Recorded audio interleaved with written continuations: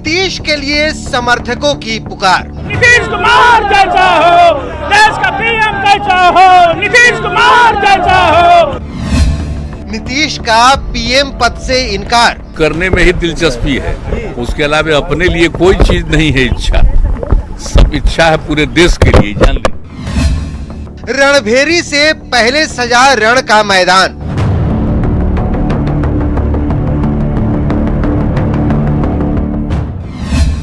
दो 2024 के पैंतरे में हाथ देगा साथ। मैडम ने कहा, सोनिया जी ने, कि उनके पार्टी का अध्यक्ष का चुनाव हो रहा है। 10-15 दिन के बाद फिर उन्होंने कहा कि आप लोगों से बात करेंगे। छोटे भाई के कंधों पर बड़े भाई का हाथ। हम इकट्ठे हो गए हैं, तब इनका विदाई तय है। नीतीश के लिए फ्रंट फुट पर आरजेडी। वक्त हो चला खबर को समझने का, और सबसे पहले बात लालू और नीतीश की। सियासत के दो धुर विरोधी अब साथ साथ हैं, लेकिन इस साथ में भी अलग तरह की सियासत है। इस साथ को लेकर दिल्ली से लेकर पटना तक का प्लान है, और शायद इसलिए आरजेडी नीतीश को प्रधानमंत्री बनाने के लिए पूरी तरीके से फ्रंट फुट पर खेल रही है। रिपोर्ट देखिए।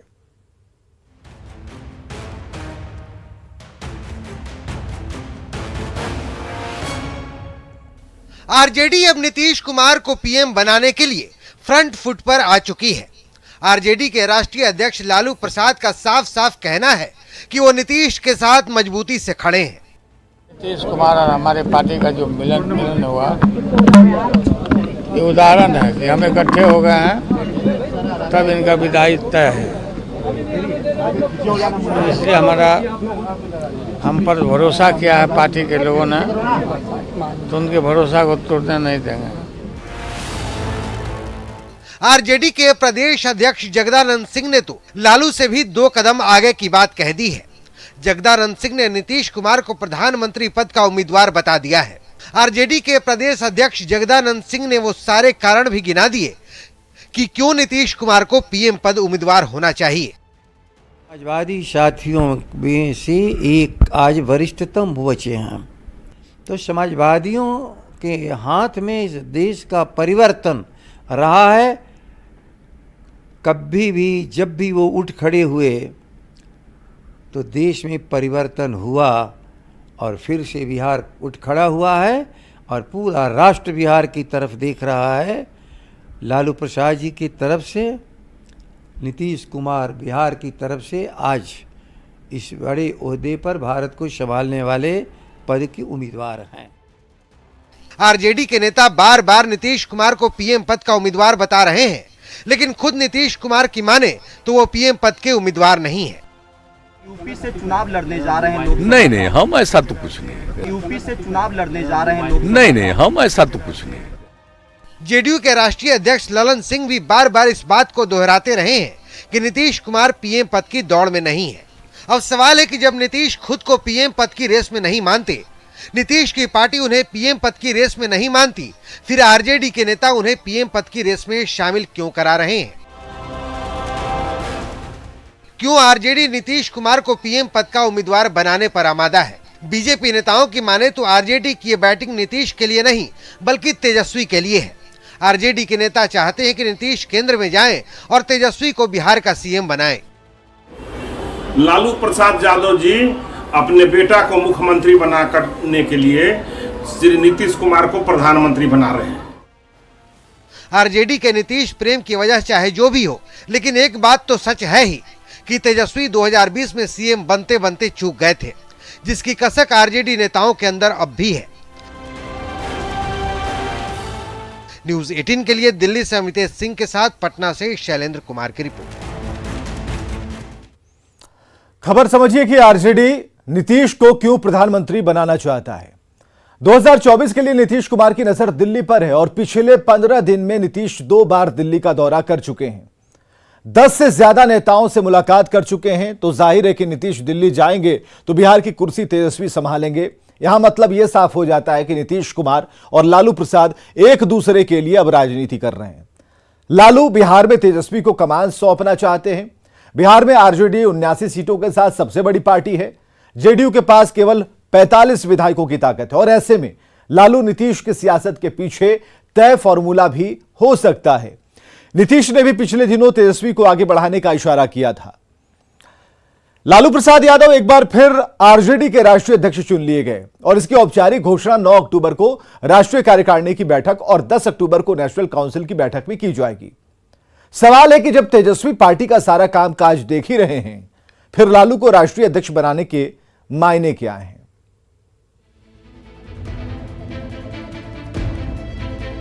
निर्वाचन का अगले 10 तारीख को औपचारिक घोषणा की जाएगी। 74 साल के लालू प्रसाद यादव 12वीं बार आरजेडी के राष्ट्रीय अध्यक्ष चुन लिए गए। बस औपचारिक ऐलान होना बाकी है। 10 अक्टूबर को वो भी हो जाएगा। लेकिन सवाल है कि जब पार्टी का सारा कामकाज तेजस्वी देखते हैं, चुनावी मैदान से लेकर मुद्दों के मोर्चों पर तेजस्वी की मौजूदगी ही दिखती है। चर्चा ये भी है कि बीमार लालू की जगह तेजस्वी ही सारे फैसले भी लेते हैं। तो फिर सवाल है कि 72 साल के यंग एनर्जेटिक तेजस्वी की जगह 74 साल के लालू प्रसाद को क्यों राष्ट्रीय अध्यक्ष की कुर्सी संभालनी पड़ रही है? लालू जी को बार बार राष्ट्रीय अध्यक्ष बना करके राजद सुप्रीमो के घर के अंदर गृह युद्ध पर विराम लगाया जाता है। दरअसल 12वीं बार आरजेडी के राष्ट्रीय अध्यक्ष बनकर लालू प्रसाद ने एक साथ सियासत के कई निशाने को साधा है। लालू न सिर्फ पार्टी बल्कि गठबंधन के सबसे बड़े नेताओं में शामिल है। पार्टी के कार्यकर्ताओं के बीच मजबूत पकड़ है। लालू के राष्ट्रीय अध्यक्ष बनने से आंतरिक कलह पर काबू होगा। परिवार में संभावित अंतर्विरोध पर लगाम लगा रहेगा, क्योंकि तेजस्वी के राष्ट्रीय अध्यक्ष बनने पर परिवार का अंतर्विरोध जग जाहिर हो सकता है। इसके अलावा सहयोगी दलों में लालू की अच्छी पैठ है, जिसका फायदा उठाते हुए लालू के नाम पर तेजस्वी गठबंधन में बड़े फैसले ले सकते हैं।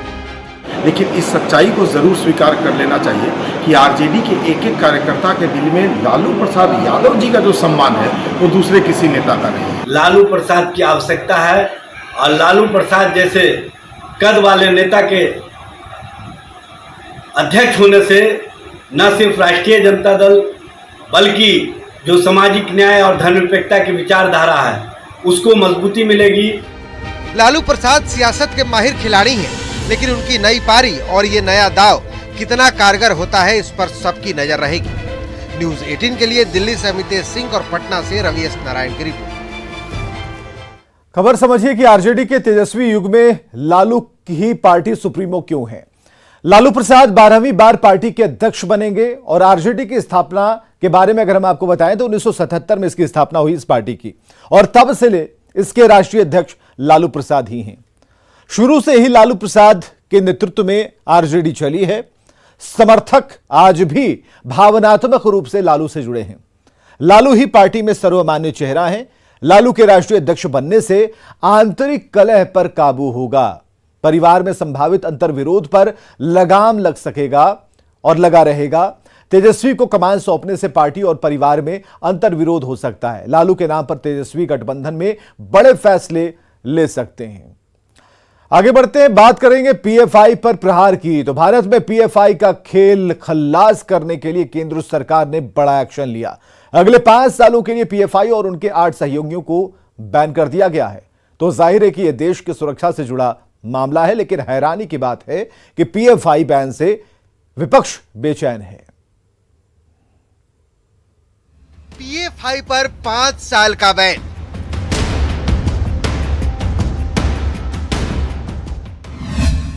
पीएफआई पर बैन, विपक्ष बेचैन।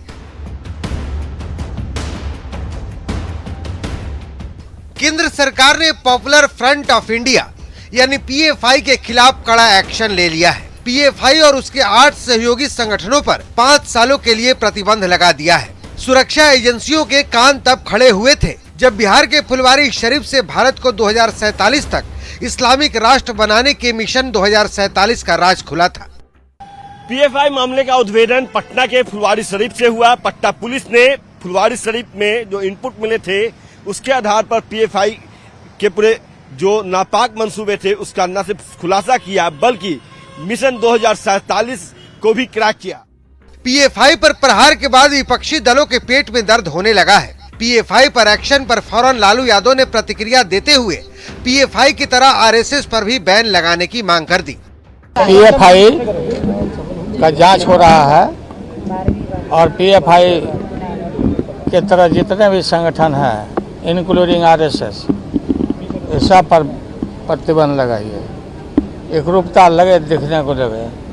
ऐसा नहीं कि ये फीलिंग जाए कि खास करके मुस्लिम संगठनों को ये तो दुर्गा वाहिनी भी बनाए थे और आरएसएस को बैन पहले भी किया गया था इमरजेंसी में भी, और एक साथ इस तरह के जितने भी संगठन हैं सबको बैन करिए और जांच करिए, कुछ मिले तो कार्रवाई करिए। पीएफआई के खिलाफ केंद्र की कार्रवाई पर विपक्ष की चढ़ाई लाजमी है। लालू यादव ने आरएसएस का राग अलापा तो जेडीयू अध्यक्ष ललन सिंह ने बैन लगाने के कारणों के खुलासे की मांग कर दी। पीएफआई का बैन भारत सरकार ने लगाया है और पीएफआई का पर जो बैन भारत सरकार ने लगाया है, भारत सरकार को बताना चाहिए कि किन परिस्थितियों में क्या साक्ष्य है पीएफआई के खिलाफ, किन कारणों से पीएफआई पर बैन उन्होंने लगाया।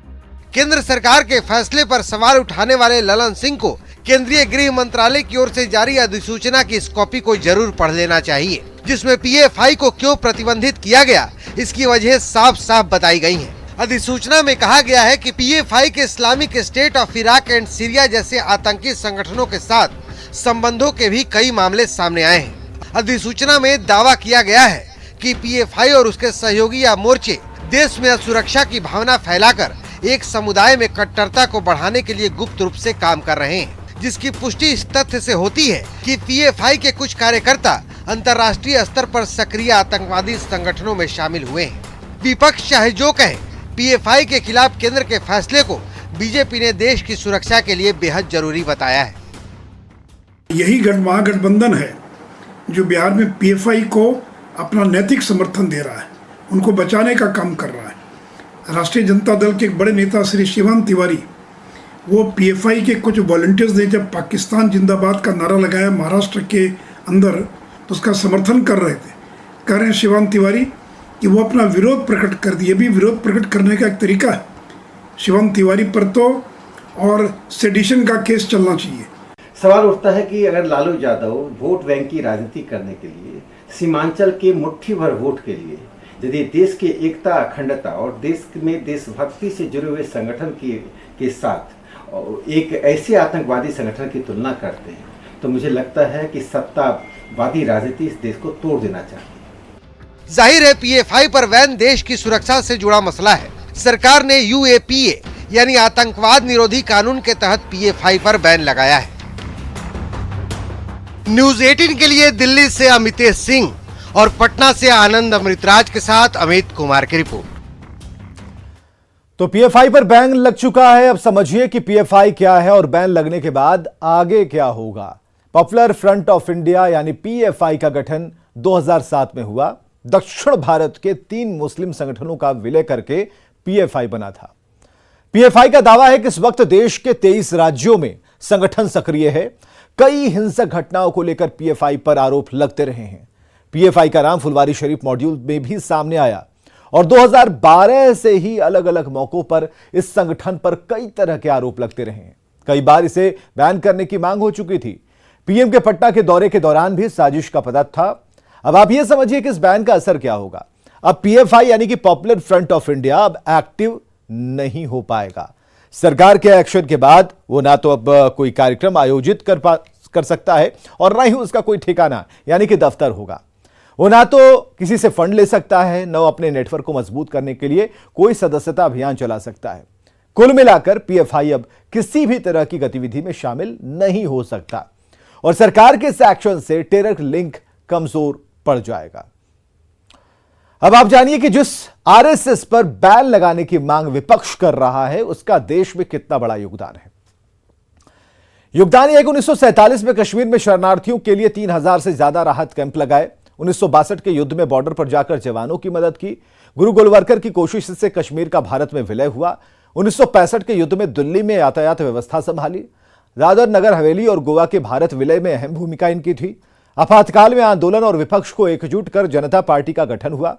1955 में भारतीय मजदूर संघ का गठन हुआ। देशों से जमींदारी प्रथा के खात्मे में अहम योगदान है। आपदा के वक्त पीड़ितों की सेवा और मदद के लिए हमेशा हाथ आगे रहे। संस्कृति और भारतीय शिक्षा के लिए लगातार काम आरएसएस करता रहा।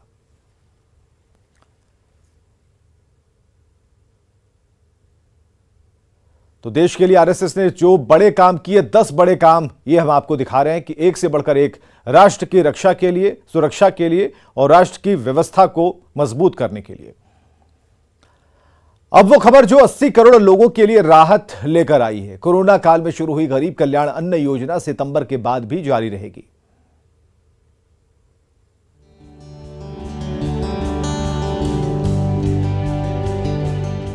दिवाली और छठ पूजा तक ऐसे कोरोना के काल में अब किसी मां को वो चिंता करने की जरूरत नहीं है कि छठ पूजा को कैसे मनाएंगे। अरे मेरी मां,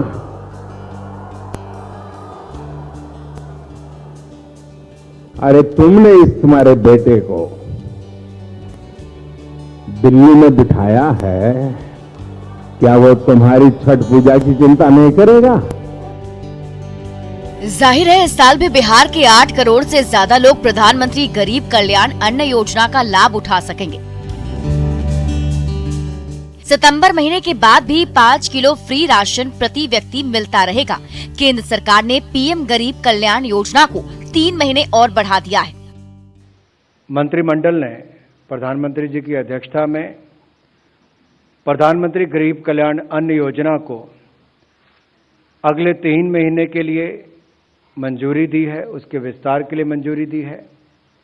80 करोड़ से ज़्यादा लोगों को इसका लाभ मिलता है और इसमें अगले 3 महीने में लगभग 122 लाख मीट्रिक टन खाद्यान्न देश भर के 80 करोड़ से ज़्यादा गरीबों को मिलेगा, जिस पर लगभग 44,762 करोड़ रुपया खर्च आएगा। पहले से लेकर छठे चरण तक 3,45,000 करोड़ रुपया अब तक इस पे खर्च किया जा चुका है। दरअसल कोरोना काल के दौरान उपजे संकट की वजह से 2020 में प्रधानमंत्री गरीब कल्याण अन्न योजना की शुरुआत की गई थी। इस योजना के तहत आर्थिक रूप से कमजोर लोगों को 5 किलो राशन निःशुल्क प्रति व्यक्ति मुहैया कराया जाता है। बाद में इस स्कीम में उन गरीब परिवारों को भी जोड़ा गया जिनके पास राशन कार्ड नहीं था। अब एक बार फिर योजना को बढ़ाकर त्योहारी सीजन में मोदी सरकार ने 80 करोड़ लोगों को राहत दी है। Bureau report, news 18 network. Gopalganj जिले के एक छोटे से गांव ओझवालिया की रहने वाली शशि पांडे ने दिल्ली में हुए 37वें स्टेट शूटिंग चैंपियनशिप में बिहार का मान बढ़ाया, गोल्ड मेडल जीता है। कड़ी मेहनत और संघर्ष कर कामयाबी पाने वाली बेटी की पूरी कहानी इस रिपोर्ट में देखिए। कहते हैं जब हौसलों में पंख लग जाएं तो मुकाम तक पहुंचना आसान हो जाता है। कुछ ऐसा ही कर दिखाया है गोपालगंज के ओझवलिया गांव की शशि पांडे ने।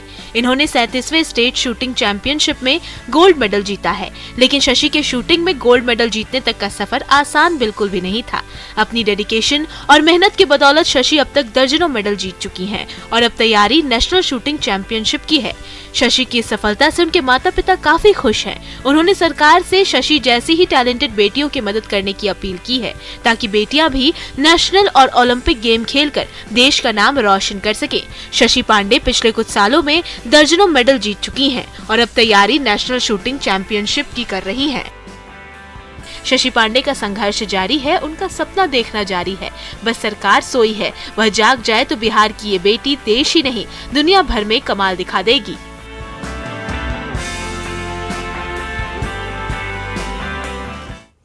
और खबरें लगातार जारी हैं, बने रहिए हमारे साथ।